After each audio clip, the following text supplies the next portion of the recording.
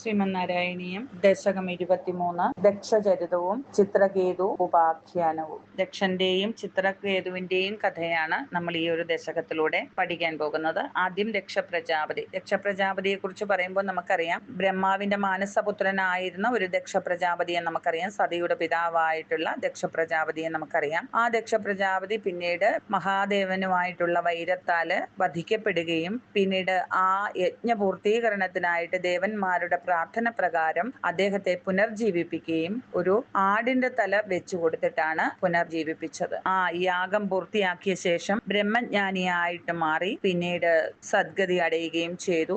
ഈ ദക്ഷപ്രജാപതിയുടെ അടുത്ത ജന്മമാണ് നമ്മൾ കഴിഞ്ഞ ദശകത്തിൽ, അതായത് പ്രജേതസ്സുകളുടെ കഥ എന്ന ദശകത്തില് പ്രജേതസ്സുകളുടെ പുത്രനായിട്ട് വൃക്ഷങ്ങളുടെ പുത്രിയായ മാരീഷയില് ജനിച്ച ആ ദക്ഷപ്രജാപതിയാകട്ടെ ആദ്യം തന്നെ മനസ്സുകൊണ്ട്, നമുക്കറിയാം ബ്രഹ്മാവ് അപ്രകാരം തന്നെയായിരുന്നു. ബ്രഹ്മാവിന്റെ ഓരോ അവയവങ്ങളിൽ നിന്നാണ് ഓരോരോ സൃഷ്ടി നടത്തിക്കൊണ്ടിരുന്നത്. മാനസപുത്രന്മാരായിട്ട് മരീചി, അത്രി, അങ്കിരസ്, ക്രതു, പുലഹൻ, പുലസ്ത്യൻ തുടങ്ങിയ ഋഷീശ്വരന്മാരെയും ദക്ഷൻ തുടങ്ങിയ പ്രജാപതിമാരെയും ഒക്കെ സൃഷ്ടിച്ചു എന്ന് ബ്രഹ്മദേവന്റെ വലത് അങ്കുഷ്ടത്തിൽ നിന്ന്, അതായത് പെരുവിരലിൽ നിന്നാണ് അങ്ങനെ ഓരോ അവയവങ്ങളിൽ നിന്ന് സങ്കല്പത്തിൽ അങ്ങനെ സൃഷ്ടിച്ചു എന്ന് പറയും. അതേപോലെ തന്നെ ഈ ദക്ഷനും അപ്രകാരം മനസ്സുകൊണ്ട് തന്നെ പല സൃഷ്ടികളും നടത്തി. അതൊന്നും തന്നെ വംശവർദ്ധനയ്ക്ക് സഹായിക്കുന്നില്ല എന്ന് കണ്ട് വേറെ എന്താണ് മാർഗം എന്ന് അദ്ദേഹം ആലോചിച്ചു. അങ്ങനെ സ്ത്രീ പുരുഷ സംയോഗം കൊണ്ട് തന്നെ സൃഷ്ടി തുടരണമെന്ന് അദ്ദേഹം ആഗ്രഹിച്ചു. അതിൻ പ്രകാരം അദ്ദേഹം വിന്ധ്യാചലത്തിൽ ചെന്ന് തപസ് ചെയ്ത് ഭഗവാൻ മഹാവിഷ്ണുവിനെ പ്രത്യക്ഷപ്പെടുത്തി. അങ്ങനെ മഹാവിഷ്ണു അദ്ദേഹത്തിന് വേണ്ടുന്ന വരങ്ങളും നൽകി പത്നിയായിട്ട് അസിഗ്നിയെയും നൽകി എന്നാണ് പറയുന്നത്. വീരണ പ്രജാപതിയുടെ പുത്രിയാണ് അസിഗ്നി. നമുക്കറിയാം, നേരത്തെ ആദ്യമത്തെ ബ്രഹ്മാവിന്റെ മാനസപുത്രനായിരുന്ന ആ ദക്ഷ പ്രജാപതിയുടെ പത്നി പ്രസൂതിയായിരുന്നു. സ്വയംഭുവ മനുവിന്റെ പുത്രിയായ പ്രസൂതിയായിരുന്നു. തുടർന്ന് വന്ന അടുത്ത ജന്മത്തിലെ ദക്ഷന് പത്നിയായിട്ട് അസിഗ്നിയാണ് വിധിച്ചത്. അതാണ് ഈ ഒരു ശ്ലോകത്തിൽ പറയുന്നത്. ഒന്നാമത്തെ ശ്ലോകം: പ്രാജേതസസ്തു ഭഗവന്നപരോഹി ദക്ഷാം ത്വത്സേവനം വ്യധിത സർഗവിവൃത്തികാമാ ആവിർബഭൂവിദദാലസദഷ്ടബാഹു തസ്മൈ വരം ദദിദതാം ച വധൂമസിഗ്നീം.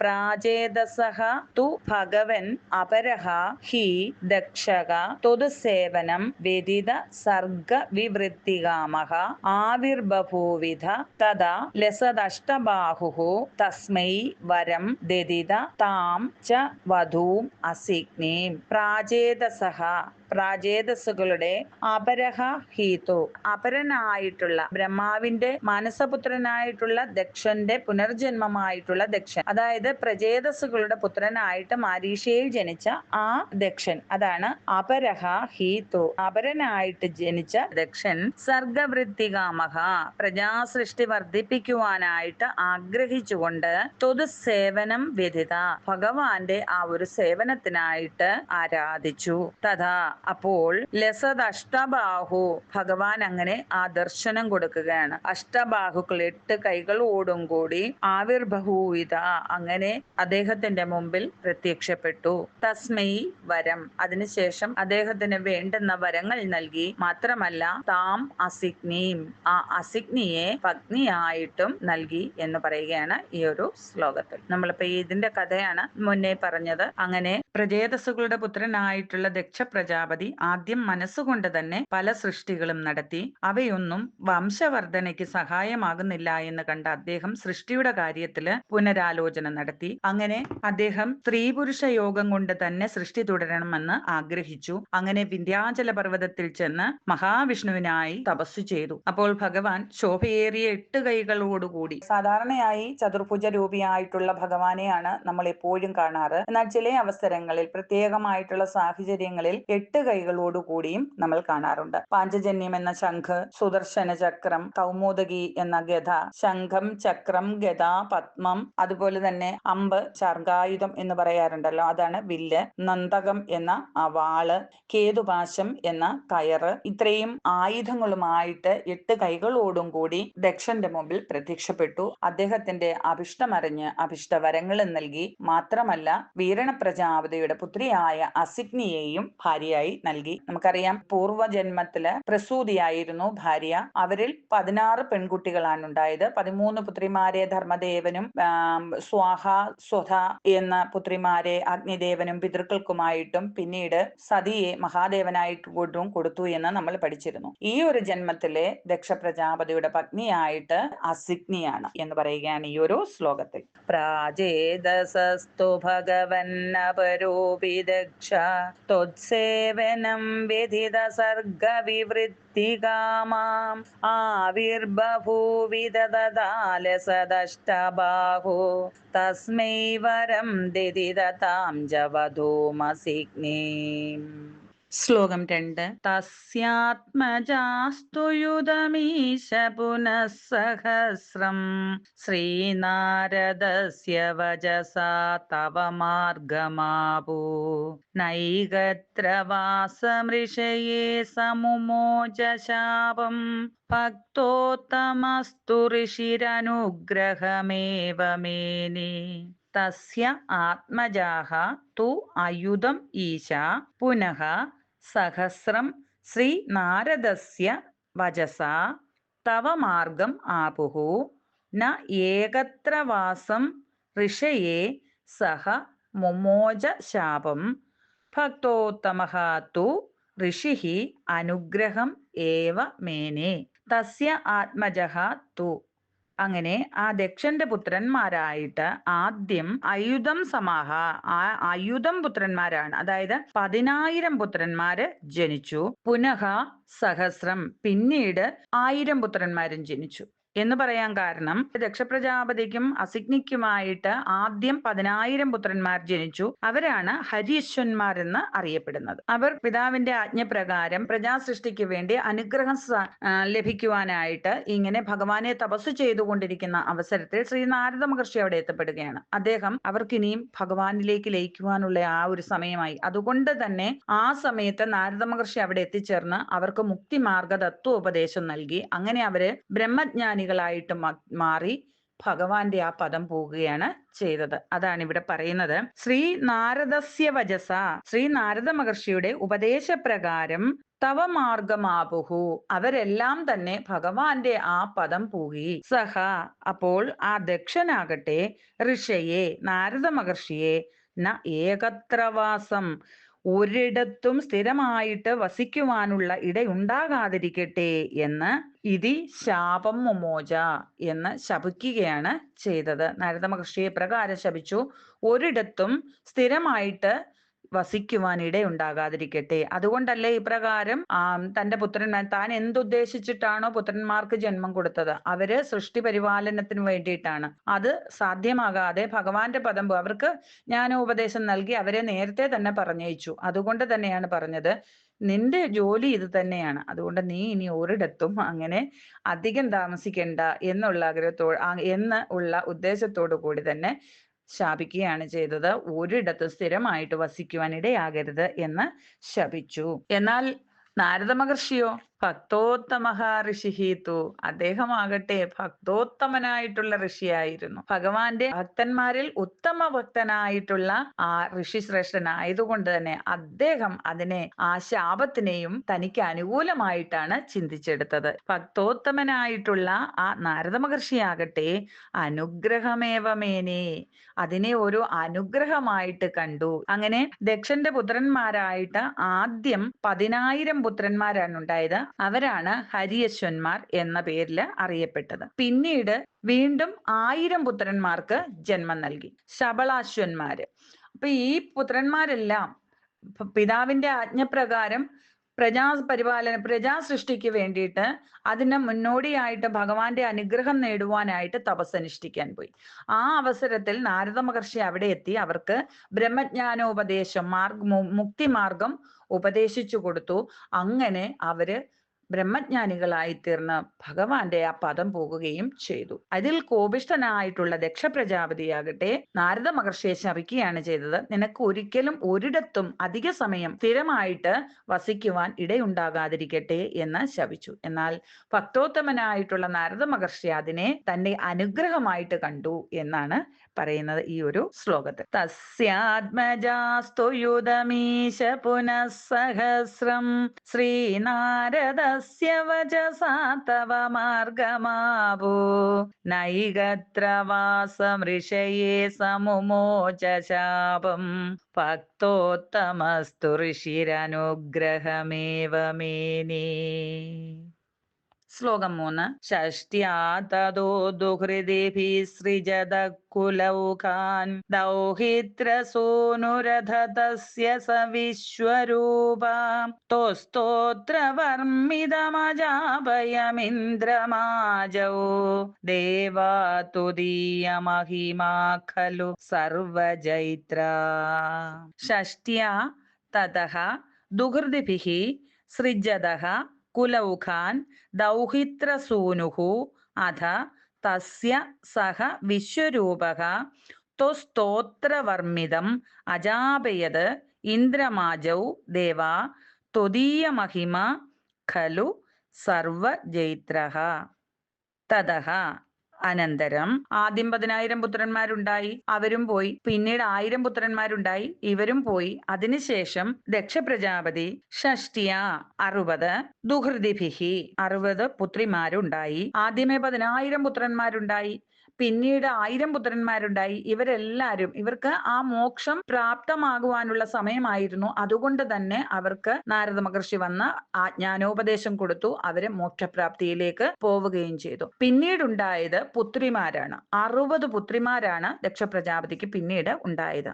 ഷഷ്ടിയ 60 ദുഹൃദിഭിഹി പുത്രിമാർ വഴി കുലൗഘാൻ സൃജതഃ ആ കുലത്തെ വർദ്ധിപ്പിക്കുവാനായിട്ട് ആഗ്രഹിച്ചു. അങ്ങനെ തസ്യ ആ ദക്ഷന്റെ ദൗഹുത്രസൂനുഹു മകളുടെ മകന്റെ മകനായ സഹ വിശ്വരൂപക വിശ്വരൂപൻ എന്ന ആ ചെറുമകൻ പിന്നീട് ആജൗ ഒരു യുദ്ധത്തിൽ ഇന്ദ്രനെ സ്തോത്രവർമിതം ഭഗവാനെ സ്തുതിച്ചുകൊണ്ട് അജാപയത് അങ്ങനെ ആ സ്തോത്രം ജപിച്ചുകൊണ്ട് തന്നെ ഇന്ദ്രനെ ജയിപ്പിച്ചു. ദേവ ത്വദീയ മഹിമ അല്ലയോ ഭഗവാനെ അങ്ങയുടെ ആ മഹിമ സർവജൈത്രഹ ഖലു അല്ലയോ ഭഗവാനെ അങ്ങയുടെ ആ മഹിമ ആ ശക്തി വൈഭവം അത് എന്തിനേക്കാളും വലുതാണല്ലോ എന്ന് പറയുകയാണ്. എന്തിൻ്റെയും മേൽ വിജയം വരിക്കുന്ന ഒന്നാണല്ലോ എന്ന് മേൽപ്പത്തൂർ പറയുകയാണ്. അങ്ങനെ നാരദന്റെ ഉപദേശപ്രകാരം ദക്ഷന്റെ ആ പുത്രന്മാരെല്ലാവരും മുക്തരായി തീർന്നു. അതിനുശേഷം ദക്ഷ പ്രജാപതി തന്റെ 60 പുത്രിമാർ വഴിയായി പ്രജാസമൂഹത്തെ സൃഷ്ടിച്ചു. അദ്ദേഹത്തിന്റെ പുത്രിയായ അതിഥിക്ക് ത്വഷ്ടാവ് എന്ന ഒരു മകനുണ്ടായി. ആ ത്വഷ്ടാവിന്റെ പുത്രനാണ് വിശ്വരൂപൻ. അപ്പൊ ഇവിടെ പറയുന്ന വിശ്വരൂപൻ, ആ വിശ്വരൂപനാകട്ടെ ഭഗവാന്റെ സ്തുതി മന്ത്രങ്ങളാൽ ആ മന്ത്രങ്ങളുടെ ശക്തിയാൽ സൃഷ്ടിക്കപ്പെട്ടതായിട്ടുള്ള ആ നാരായണ കവചം കൊണ്ട് ഭഗവാന്റെ സ്തുതി മന്ത്രങ്ങളുടെ ആ ശക്തിയാല് സൃഷ്ടിക്കപ്പെട്ടതായിട്ടുള്ള ഒരു കവചം, ആ കവചം ഈ ദേവന്മാരെ അണിയിച്ചുകൊണ്ട് ആ കവചത്തിനകത്ത് നിർത്തിക്കൊണ്ട് ആ ദേവന്മാരെ ആ കവചത്തിനുള്ളിൽ നിർത്തിക്കൊണ്ട് അസുരന്മാരിൽ നിന്നും ദേവന്മാരെ ഇന്ദ്രനെ ആ ദേവാസുര യുദ്ധത്തിൽ രക്ഷിക്കുകയും ചെയ്തു എന്ന് പറയുകയാണ്. അങ്ങനെ ആ അസുരന്മാരെ ഇന്ദ്രൻ ജയിക്കുകയും ചെയ്തു. അല്ലയോ ഭഗവാനെ അങ്ങയുടെ അപാരമായ ശക്തിക്ക് എന്താണ് സാധ്യമാകാത്തത് എന്ന് മേൽപ്പത്തൂർ ചോദിക്കുകയാണ് അവസാനത്തെ ഒരു വരിയിലായിട്ട്.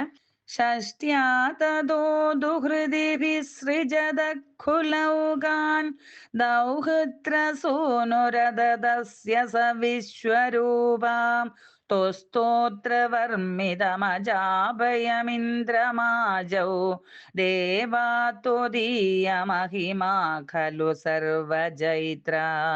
ഇനി അടുത്തത് ശ്ലോകം 4. പ്രാക്ഷൂരസേന വിഷയേ കില ചിത്രകേതു പുത്രാഗ്രഹീ നൃപതിരംഗിരസ പ്രഭാവാൻ ലബ്ധൈകപുത്രമദത്ര ഗതേ സഭഗ്നീ സംഘൈരമുഹ്യദവശസ്തവ മായയാസൗ. പ്രാക് ശൂരസേന വിഷയേ കില ചിത്രകേതുഃ പുത്രാഗ്രഹീ നൃപതിഃ അങ്കിരസഃ പ്രഭാവാത് ലബ്ധ്വാ ഏകപുത്രം അധ തത്ര ഹതേ സപത്നീസംഘൈഃ അമുഹ്യത് അവശതഃ തവ മായയാ അസൗ. പ്രാക് ശൂരസേന വിഷയേ, പ്രാഗ് പണ്ട്, ശൂരസേന രാജ്യത്ത്, ചിത്രകേതു എന്ന പുത്രാഗ്രഹീ നൃപതിഹി, വളരെ അത്യാഗ്രഹത്തോടൊരു പുത്രന് വേണ്ടിയിട്ട് ആഗ്രഹിച്ചു കൊണ്ടിരിക്കുന്ന ഒരു രാജാവ് കില ഉണ്ടായിരുന്നു അത്രേ. അസൗ അദ്ദേഹമാകട്ടെ അങ്കിരസഹ പ്രഭാവാത്, അങ്കിരസ മഹർഷിയുടെ അനുഗ്രഹത്താൽ ഏകപുത്രം ലബ്ധ്വാ, ഒരു പുത്രനെ ലഭിച്ചു. അധ അനന്തരം, തത്ര സപത്നീസംഘൈഹി, അതിനുശേഷം ഈ ചിത്രകേതു രാജാവിന് വളരെയധികം പത്നിമാരുണ്ടായിരുന്നു, കുറെ അധികം പത്നിമാരുണ്ടായിരുന്നു. അദ്ദേഹത്തിന്റെ മൂത്ത പത്നിയായ കൃതദ്യുതി, അവളിലാണ് ഒരു പുത്രൻ ജനിച്ചത്. അപ്പോൾ മറ്റുള്ള ഭാര്യമാരാകട്ടെ വളരെ അസൂയാലുക്കളായി. കാരണം ഇദ്ദേഹം എപ്പോഴും ആ കുട്ടിയോടൊത്തും ആ ഭാര്യയും മകനും കുഞ്ഞുമായിട്ടാണ് കഴിയുവാൻ താല്പര്യം കാണിച്ചത്. അതുകൊണ്ട് മറ്റുള്ള ഭാര്യമാർക്കെല്ലാം അസൂയാലുക്കളായിക്കൊണ്ട് അവര് ഒരു ദാസി വഴി ഈ കുഞ്ഞിന് വിഷം കൊടുത്ത് അങ്ങ് കൊന്നു. തത്ര സപത്നി സംഘൈഹി, അങ്ങനെ ആ രാജാവിന്റെ മറ്റു ഭാര്യമാരാൽ ഹതേ കൊല്ലപ്പെടുകയും ചെയ്തു. അതറിഞ്ഞപ്പോൾ ചിത്രകേതു രാജാവ് തവ മായയാ, അല്ലയോ ഭഗവാനെ, അങ്ങയുടെ മായയാൽ അവശനായിട്ട് തീർന്ന അദ്ദേഹം അമൂഹ്യത്, ബോധഹീനനായിട്ട് നിലംപതിച്ചു. ശൂരസേനം എന്ന രാജ്യത്ത് ചിത്രകേതു എന്നു പേരായ ഒരു രാജാവ് ഉണ്ടായിരുന്നു. അദ്ദേഹം പുത്രന്മാരില്ലാഞ്ഞ് വളരെ ദുഃഖിച്ചിരിക്കവേ അതിനൊരു പരിഹാരം കാണുന്നതിനായിട്ട് അങ്കിരസു മഹർഷിയെ വരുത്തി ഒരു യാഗം ചെയ്യണം, പുത്രകാമേഷ്ടി യാഗം എന്നുള്ള ആ ഒരു ആഗ്രഹത്തോടു കൂടി അങ്കിരസു മഹർഷിയെ കൊട്ടാരത്തിലേക്ക് വിളിച്ചു വരുത്തി. എന്നാൽ അങ്കിരസു മഹർഷിയാകട്ടെ അദ്ദേഹത്തിന് ആത്മജ്ഞാനം ഉപദേശിച്ചു കൊടുക്കണം എന്നുള്ള ആ ഒരു ആഗ്രഹത്തോടെയാണ് വന്നത്. എന്നാൽ കൊട്ടാരത്തിലെത്തിയപ്പോൾ രാജാവ് അദ്ദേഹത്തിനോട് തന്റെ ആ ആഗ്രഹം പറഞ്ഞു. ആ ഒരു അവസ്ഥയിൽ ആത്മജ്ഞാനോപദേശം കൊടുക്കുന്നത് എന്തുകൊണ്ട് യോജിച്ചതല്ല എന്ന് മനസ്സിലാക്കിയ അങ്കിരസു മഹർഷി രാജാവിന്റെ ആഗ്രഹം നടപ്പിലാക്കി കൊടുക്കുവാനായിട്ട് ആ യാഗം നടത്തുവാനായിട്ട് തന്നെ തീരുമാനിച്ചു. അങ്ങനെ പുത്രകാമേഷ്ടി യാഗം നടത്തി അതിൽ നിന്ന് ആ പുത്രീയമാം പായസം ലഭിച്ചു. ആദ്യ ഭാര്യയായ കൃതദ്യുതിയിലാണ് അദ്ദേഹത്തിന് ഒരു പുത്രൻ ജനിച്ചത്. അങ്ങനെ അദ്ദേഹം ആ പുത്ര സൗഭാഗ്യത്താൽ വളരെയധികം സന്തോഷിച്ചുകൊണ്ട് ആ പുത്രനോടും അവന്റെ മാതാവായ കൃതദ്യുതിയോടും കൂടി സമയം ചെലവഴിക്കുന്നത് കണ്ട് ഇതിൽ അസൂയ പൂണ്ട മറ്റു ഭാര്യമാരാകട്ടെ ഈ കുഞ്ഞിനെ കൊന്നുകളഞ്ഞു. അതിൽ മനസ്സ് തകർന്ന് രാജാവ് ബോധം കെട്ട് നിലം പതിച്ചു. ഭഗവാന്റെ ആ മായാൽ മോഹിതനായ രാജാവാകട്ടെ പ്രജ്ഞയേറ്റ് നിലം പതിച്ചു എന്ന് പറയുകയാണ് ഈ ഒരു ശ്ലോകത്തിൽ. പ്രാക്ശൂരസേന വിഷയേ കില ചിത്രകേതു പുത്രാഗ്രഹീ നൃപതിരംഗിരസ പ്രഭാവാത് ലബ്ധൈകപുത്രമദതത്ര ഹതേ സപത്നീ സംഘൈരമുഹ്യദവശസ്തവ മായയാസൗ. ശ്ലോകം 5. തം നാരദസ്തു സമമംഗിരസാദയാലു സംപ്രാപ്യ താവതുപദർശ്യ സുതസ്യ ജീവം കസ്യാസ്മി പുത്ര ഇതി തസ്യ ഗിരാ വിമോഹം ത്യക്ത്വാ ത്വദർച്ചന വിധൗ നൃപതിം നിയുങ്ക്ത. തം നാരദഃ തു സമം അംഗിരസ ദയാലുഃ സംപ്രാപ്യ താവത് ഉപദർശ്യ സുതസ്യ ജീവം കസ്യ അസ്മി പുത്രഃ ഇതി തസ്യ ഗിരാ വിമോഹം ത്യക്ത്വാ ത്വത് അർച്ചന വിധൗ നൃപതിം നിയുക്ത. ദയാലുഹു നാരദഃ തു, ദയാലുവായ ആ നാരദ മഹർഷിയാകട്ടെ താവത് അപ്പോൾ അങ്കിരസാസമം, അങ്കിരസിനോട് കൂടി ചേർന്ന് തം സംപ്രാപ്യം അവിടെ എത്തിച്ചേർന്നു. അങ്ങനെ ആ രാജാവ് ബോധഹീനനായിട്ട് നിലംപതിച്ചു. ആ സമയം നാരദ മഹർഷി അങ്കിരസ് മഹർഷിയോടൊത്ത് അവിടെ എത്തിച്ചേർന്നു. കാരണം ഇദ്ദേഹത്തിന് ആത്മജ്ഞാനോപദേശത്തിനായിട്ടാണ് അങ്കിരസ് മഹർഷി ആദ്യം വന്നത്. അപ്പോഴാണ് അദ്ദേഹത്തിന് അദ്ദേഹത്തിന്റെ ആഗ്രഹം അറിഞ്ഞത്. ആ ആഗ്രഹം നിവാരണം ചെയ്തതിന് ശേഷമാകാം എന്ന് വിചാരിച്ചു. അങ്ങനെ ഈ കുഞ്ഞിനെ നഷ്ടപ്പെട്ടതിന്റെ ആ ദുഃഖത്താല് ബോധഹീനനായി കിടക്കുന്ന അദ്ദേഹത്തിന്റെ അടുത്തേക്ക് ഇവർ രണ്ടുപേരും കൂടി എത്തുകയാണ്. എന്നിട്ട് സുതസ്യ ജീവം ഉപദർശ്യ, ആ കുഞ്ഞ് മരിച്ചുപോയ ആ കുഞ്ഞിന്റെ ആ ജീവനെ വിളിച്ചു വരുത്തിയിട്ട് ആ കുഞ്ഞിനെ കാണിച്ചു കൊടുക്കുകയാണ്. തന്റെ മരിച്ചുപോയ ആ പുത്രന്റെ ആ ജീവാത്മാവിനെ വിളിച്ചു വരുത്തി, നിന്റെ പിതാവ് വളരെ ദുഃഖിതനാണ്, നീ തിരിച്ചു വരണം എന്ന് അഭ്യർത്ഥിക്കുകയാണ്. അപ്പോൾ ആ കുഞ്ഞിന്റെ മറുപടിയാണ് അദ്ദേഹത്തിന് ബോധോദയം ഉണ്ടാക്കിയത് എന്ന് പറയുകയാണ്. അപ്പോൾ ആ ആത്മാവ്, ആ കുഞ്ഞിന്റെ, ആ മരിച്ചുപോയ കുഞ്ഞിന്റെ ആത്മാവിനെ കണ്ടു വളരെ സന്തോഷിച്ചു നിന്ന് ആ പിതാവിനോട് ആ കുഞ്ഞ് ചോദിക്കുകയാണ്, കസ്യപുത്രഃ അസ്മി, ഞാൻ ആരുടെ പുത്രനാണ്? എനിക്ക് കുറേയധികം മാതാപിതാക്കളുണ്ട്, അതിലേത് പിതാവിന്റെ കാര്യമാണ് നിങ്ങൾ പറയുന്നത് എന്നാണ് ആ കുഞ്ഞ് ചോദിച്ചത്. ഇതി തസ്യ ഗിര എന്ന് ഇപ്രകാരം ആ കുഞ്ഞിന്റെ സംസാരം കേട്ട് വിമോഹം തിക്ത്വാ, ആ അനാവശ്യമായിട്ടുള്ള ആ മോഹത്തെ വെടിഞ്ഞ് ത്വദർച്ചനവിധോ, യഥാർത്ഥത്തിൽ താൻ ആർക്കു വേണ്ടിയിട്ടും ഒന്നിനു വേണ്ടിയിട്ടും ജീവിച്ചിരിക്കുന്നതിൽ അർത്ഥമില്ല, താൻ കരുതുന്നത് പോലെയല്ല മറ്റുള്ളവരുടെ ആ ഒരു ചിന്തകളും രീതികളും എന്ന് മനസ്സിലാക്കിക്കൊണ്ട് അദ്ദേഹം അദ്ദേഹത്തിനായിട്ട് ജീവിക്കാൻ തുടങ്ങി. അദ്ദേഹത്തിനായിട്ട് ജീവിച്ചപ്പോൾ യഥാർത്ഥത്തിലുള്ള സുഖം കിട്ടുന്നത് ഏത് വഴിക്കാണ് എന്ന് ചിന്തിച്ചുകൊണ്ട് അദ്ദേഹം ഭഗവാന്റെ ആ വഴിയാണ് ഉചിതം എന്ന് തിരിച്ചറിഞ്ഞ് ഭഗവത് സ്മരണയാൽ നിയുക്ത, ആ ഭഗവാനിൽ തന്നെ മനസ്സ് കേന്ദ്രീകരിച്ച് കഴിഞ്ഞു എന്ന് പറയുകയാണ് ഈ ഒരു ശ്ലോകത്തിൽ.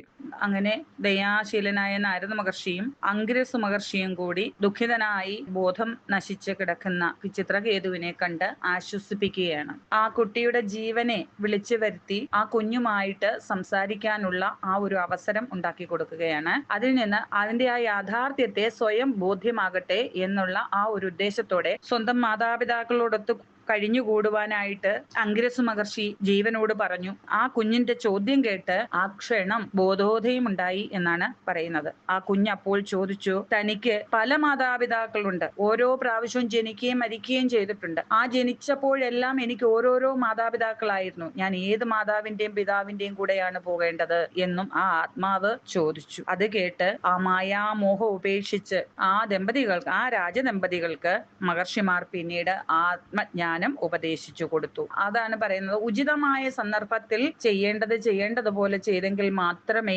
പ്രയോജനമുള്ളൂ എന്ന് മനസ്സിലാക്കുന്ന ഒരു പാഠം കൂടിയാണ് ഇത്. യഥാർത്ഥത്തിൽ ആ ജ്ഞാനോപദേശം കൊടുക്കുവാനായിട്ട് അംഗിരസ് മഹർഷി കൊട്ടാരത്തിൽ എത്തിയ ആ സന്ദർഭത്തിൽ അദ്ദേഹത്തിനോട് ജ്ഞാനോപദേശം ചെയ്തിരുന്നെങ്കിൽ യാതൊരു പ്രയോജനവും ഉണ്ടാകുമായിരുന്നില്ല.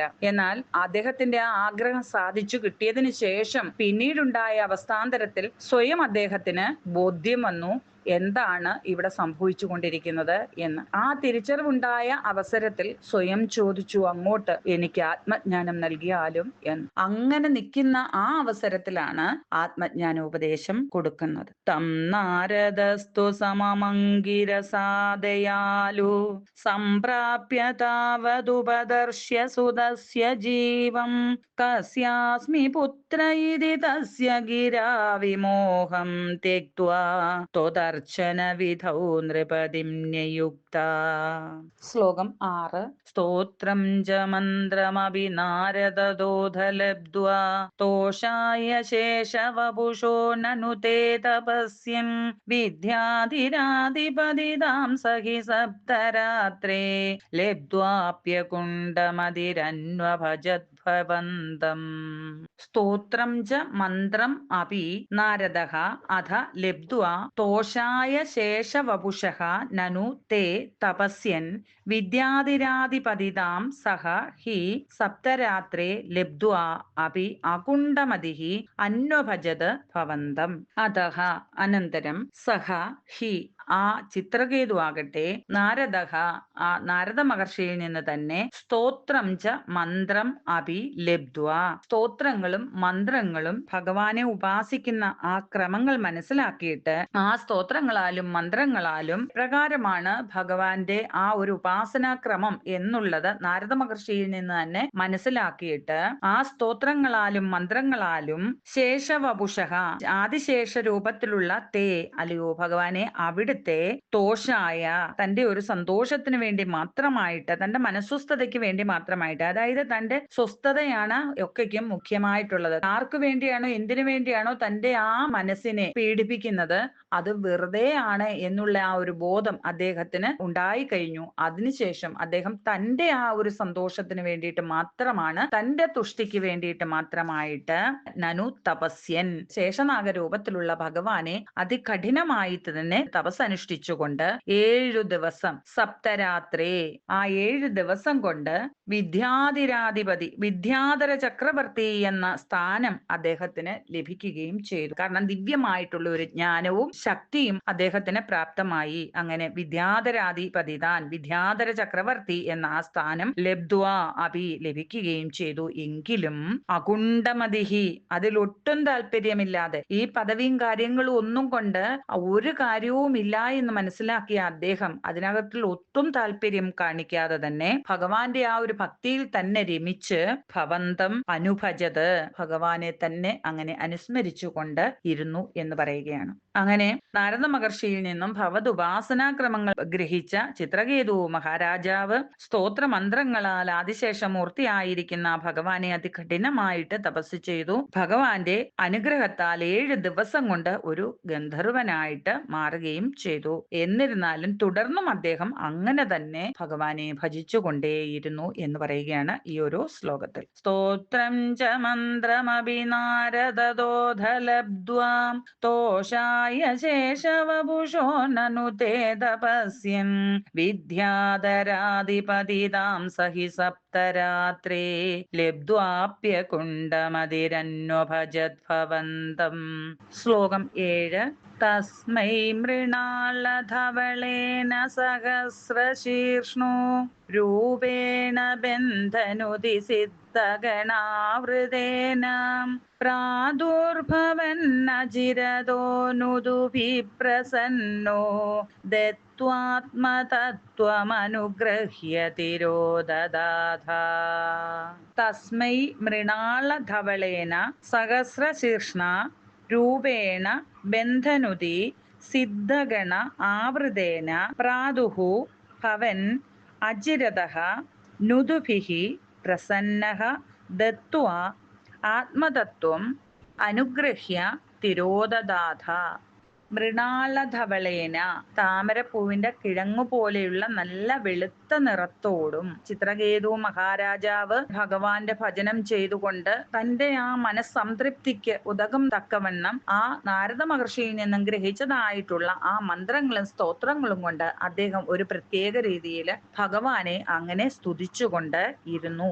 അപ്പോൾ അതിൽ അത്യധികം സന്തുഷ്ടനായിക്കൊണ്ട് ദർശനം നൽകുകയാണ്. ചിത്രകേതു എപ്രകാരമുള്ള ഭഗവാനെയാണോ ആരാധിച്ചിരുന്നത് ആ രൂപത്തിൽ തന്നെയാണ് ദർശനം നൽകുന്നത്. അതാണ് ഇവിടെ പറയുന്നത്. താമരക്കിഴങ്ങിൻ്റെതുപോലെയുള്ള ശുക്ലവർണ്ണത്തോടും കൂടി സഹസ്രശീർഷ്ണ 1000 തലകളോടും, ആദിശേഷന് 1000 തലകളാണുള്ളത്, അതുകൊണ്ടാണ് 1000 ശിരസ്സുകളോടുകൂടിയും ബന്ധനുദിഹി സിദ്ധഗണ ആവൃതേന മന്ത്രോച്ചാരണങ്ങളോടെ സിദ്ധഗണങ്ങളാൽ ആവൃതമാക്കപ്പെട്ട് ചുറ്റും നിന്ന് മന്ത്രോച്ചാരണം ചെയ്യുന്ന ആ സിദ്ധന്മാരോടും കൂടി ആദിശേഷരൂപിയായിട്ടുള്ള ആ ഭഗവാൻ അദ്ദേഹത്തിന്റെ മുമ്പിൽ പ്രത്യക്ഷനായി. അജിരതഃ അപ്പോൾ തന്നെ പ്രാദുർഭവൻ പ്രത്യക്ഷപ്പെട്ടു. എന്നിട്ട് നുദുഭിഹി പ്രസന്നഃ അദ്ദേഹത്തിന്റെ ആ സ്തുതികളാൽ അത്യധികം സന്തുഷ്ടനായി ആത്മതത്വം ദത്വാ ആ ആത്മതത്വങ്ങൾ അദ്ദേഹത്തിന് ഉപദേശിച്ചിട്ട് അനുഗ്രഹ്യ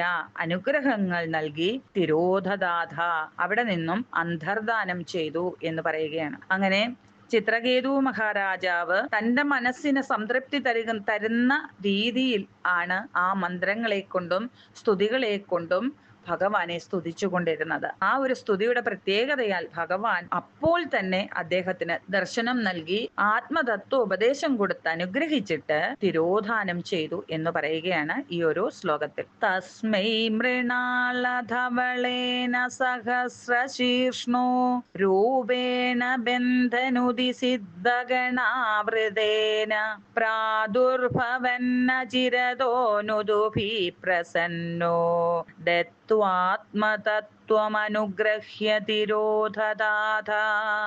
ശ്ലോകം 8.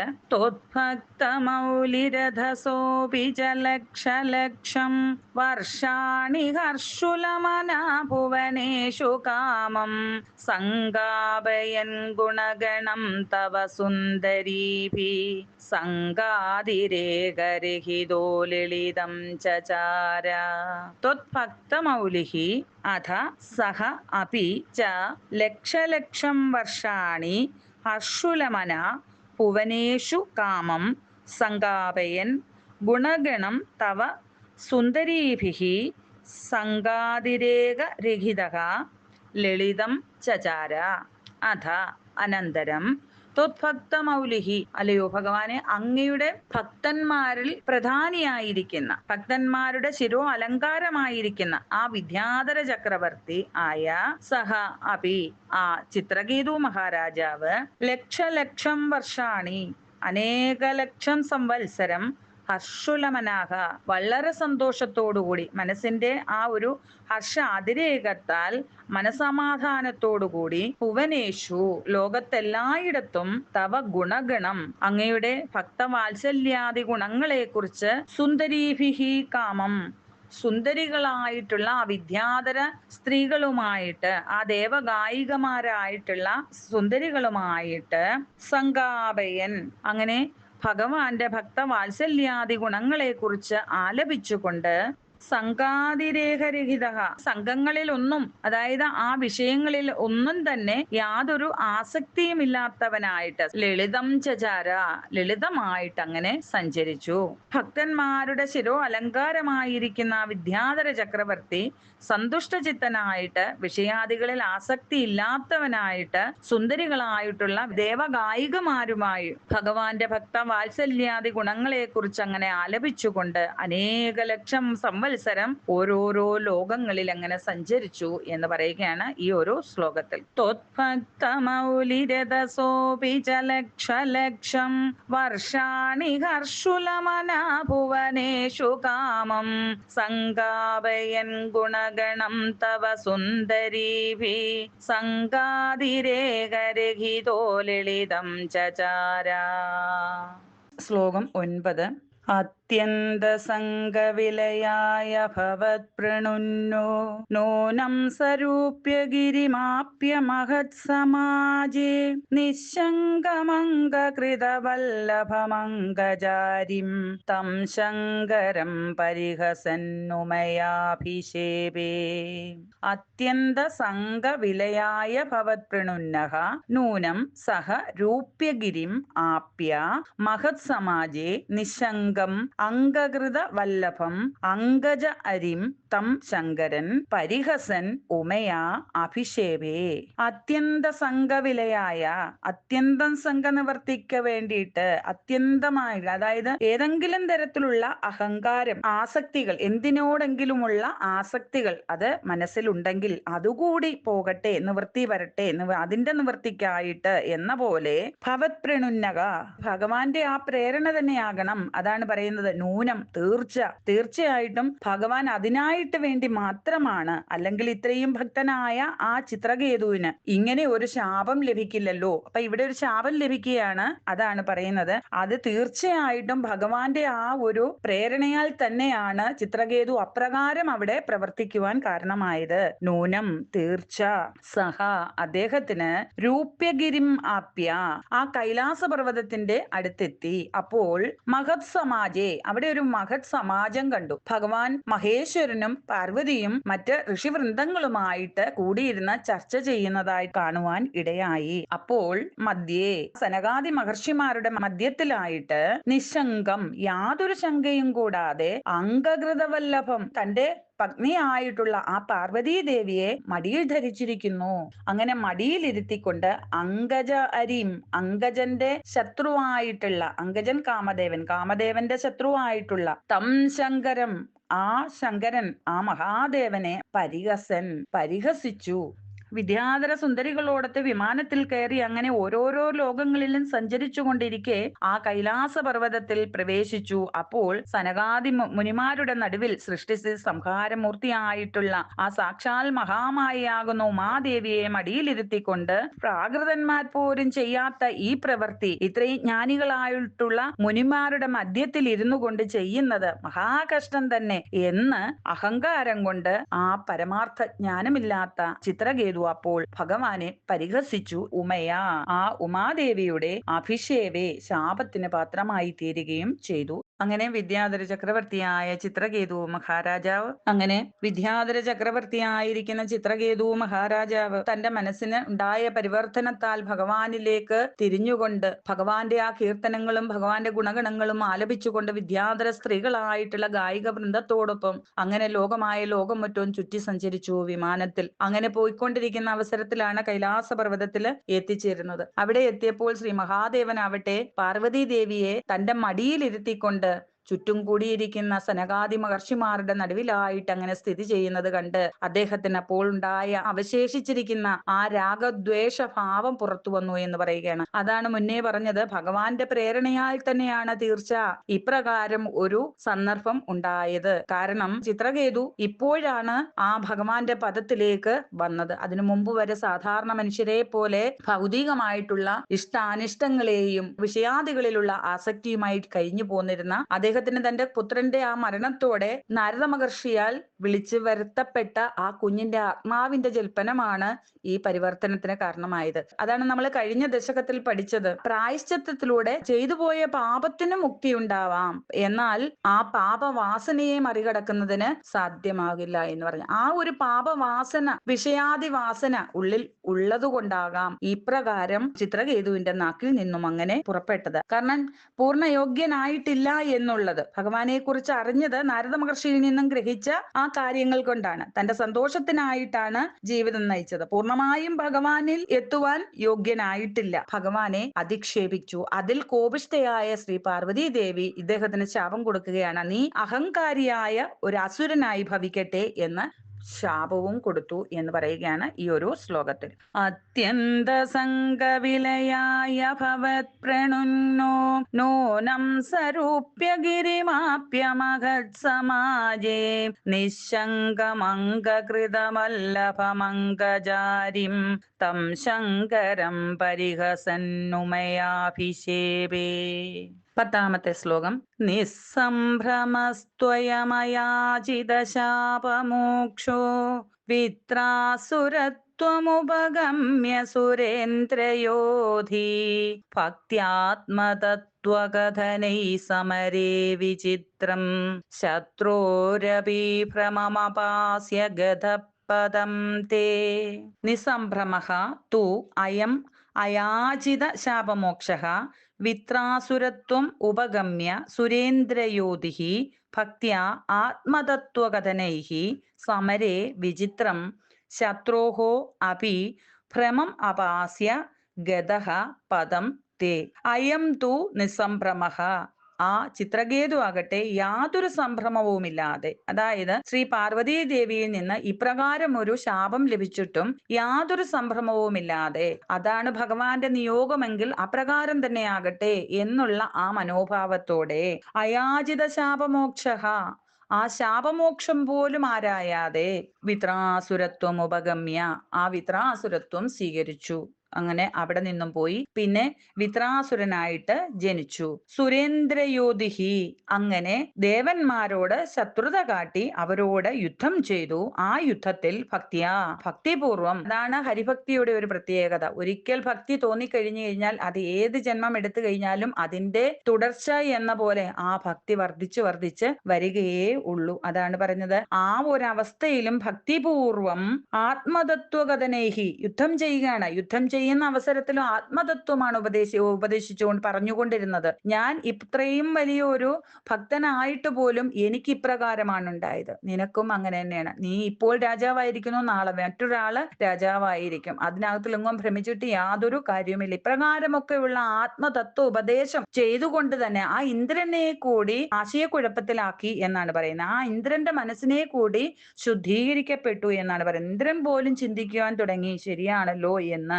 ഭഗവാന്റെ ഭക്തനായിട്ടുള്ള അവൻ ആ ആത്മതത്വോപദേശത്താൽ സമരേ, ആ യുദ്ധത്തിൽ ശത്രുഹോ അഭി, ആ ശത്രുവായിട്ടുള്ള ഇന്ദ്രന്റെ പോലും ഭ്രമം അപാസ്യ, ആ ഭ്രമത്തെ ദൂരീകരിച്ചു കളഞ്ഞു, ആ അജ്ഞാനത്തെ ദൂരീകരിച്ചിട്ട് തേ പദം ഗതഹ, അങ്ങനെ ഭഗവാന്റെ ആ പദമായിട്ടുള്ള വൈകുണ്ഠ പദത്തെ പ്രാപിച്ചു എന്ന് പറയുകയാണ്. വിത്രാസുരന്റെ കഥ എന്ന് പറയുമ്പോൾ തന്നെ നമുക്കറിയാം, ശ്രീ പാർവതീ ദേവി ശപിച്ചതിൻ പ്രകാരമാണ് വിത്രാസുരനായിട്ട് പുനർജന്മം ഉണ്ടായത്. അത് എങ്ങനെ എന്ന് പറഞ്ഞു കഴിഞ്ഞാൽ, ബ്രഹ്മാവിന്റെ മാനസപുത്രന്മാരിൽ മൂത്തപുത്രനായിട്ടുള്ള മരീചി മഹർഷിയുടെ പുത്രനാണ് കശ്യപ പ്രജാപതി. ദക്ഷന്റെ പുത്രിമാരിൽ മൂത്തപുത്രിയായിട്ടുള്ള അതിഥിയെയാണ് അദ്ദേഹം വിവാഹം കഴിച്ചത്. അവളിൽ അദ്ദേഹത്തിന് 33 പുത്രന്മാരാണ് ഉണ്ടായത്. അതിൽ മൂത്ത പുത്രനാണ് ഇന്ദ്രദേവൻ. 12 പുത്രന്മാര് ആദിത്യന്മാർ എന്ന പേരിലാണ് അറിയപ്പെടുന്നത്. ഈ ഇന്ദ്രദേവന്റെ പ്രവൃത്തികൾ ഒട്ടും ഇഷ്ടപ്പെടാതിരുന്ന തൊഷ്ടാവ് അദ്ദേഹം ഇന്ദ്രനെ വധിക്കുവാനായിട്ട് പ്രാപ്തനായിട്ടുള്ള ഒരു പുത്രന് വേണ്ടിയിട്ട്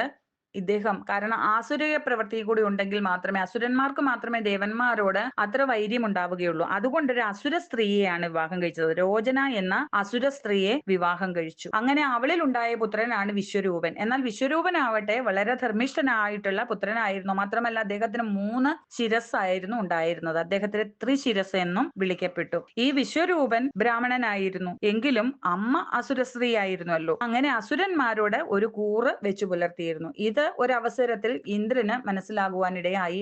അതും കൂടി ആയപ്പോൾ, സ്വതമേ ഇന്ദ്രന് ഭയപ്പാടുണ്ടായിരുന്നു ത്രിശിരസിനോട്.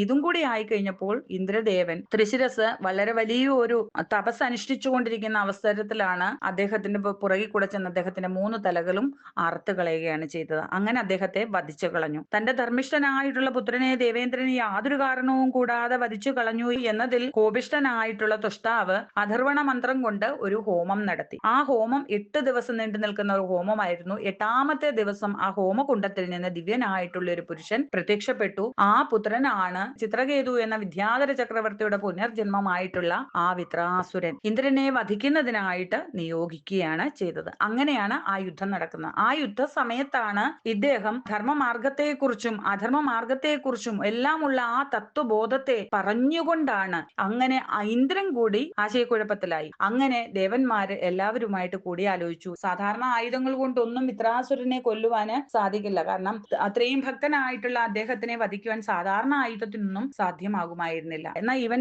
അസുരനായതോടെ ഇവന്റെ പ്രവൃത്തികളെല്ലാം അതിര് കടന്നതുമാണ്. അതുകൊണ്ട് തന്നെ വിഷ്ണു ഭഗവാന്റെ ആ ഒരു നിർദ്ദേശപ്രകാരം ദദീജി മഹർഷിയുടെ അസ്ഥികൾ ഉപയോഗിച്ച് ത്വഷ്ടാവ് ഇന്ദ്രന് വേണ്ടിയിട്ട് ഒരു ആയുധം ദേവന്മാരുടെ നിർദ്ദേശപ്രകാരം ഉണ്ടാക്കുകയാണ് ചെയ്തത്. അതാണ് വജ്രായുധം എന്ന് പറയുന്നത്. അങ്ങനെ ഇന്ദ്രനും വിത്രാസുരനും തമ്മിൽ ഭയങ്കരമായിട്ടുള്ള യുദ്ധം നടന്നു. വിത്രാസുരൻ ഇന്ദ്രന്റെ ആയുധങ്ങൾ എല്ലാം തകർത്ത് കളഞ്ഞു. ഇന്ദ്രന്റെ വാഹനമായിട്ടുള്ള ഐരാവതത്തെയും ആക്രമിച്ചു. ഒടുവിൽ പരമശിവന്റെയും മറ്റു ദേവന്മാരുടെയും അനുഗ്രഹത്താൽ ഇന്ദ്രൻ തന്റെ യോഗശക്തി ഉപയോഗിച്ച് വിത്രാസുരനെ വധിക്കുകയാണ് ചെയ്തത്. അതാണ് പറയുന്നത്, എത്ര വലിയ പാപിയായാലും അസുരനായാലും ദേവനായാലും ശരി തന്നെ, വിഷ്ണു ഭക്തി ഒരിക്കൽ പ്രാപിച്ചു കഴിഞ്ഞാൽ അത് പിന്നീട് മോക്ഷത്തിലേക്ക് എത്തിക്കുകയുള്ളൂ. അങ്ങനെ തന്റെ സകല പാപങ്ങളും ആ അസുര ജന്മത്തിലൂടെ തീർത്ത് വിത്രാസുരൻ എന്ന ചിത്രകേതു ഭഗവാന്റെ പദം തേടി എന്ന് പറയുകയാണ് ഈ ഒരു ശ്ലോകത്തിൽ.